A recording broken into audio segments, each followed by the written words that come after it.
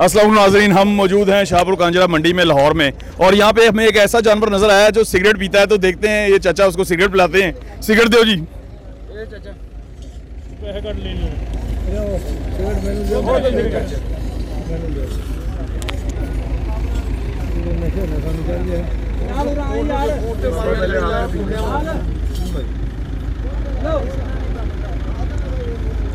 ये जी ऊँट जो है वो सिगरेट का धुआं जो है इनहेल करता है और उसके बाद ऊपर धुआं निकालता है। ये दोबारा दिखाएंगे चाचा।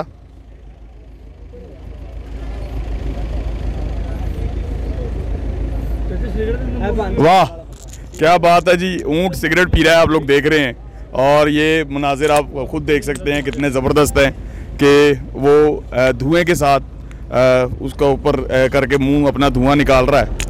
तो बड़ा शानदार है। मेरे पास तो लफ्ज़ ही नहीं है क्या कहना है क्या नहीं कहना। एक तो गलत बात है सिगरेट पिलाना, और ऊपर से ऊँट को, जानवर को सिगरेट पिलाया जा रहा है। तो बाकी आप लोग कमेंट में बताएं कि क्या कहना चाहिए।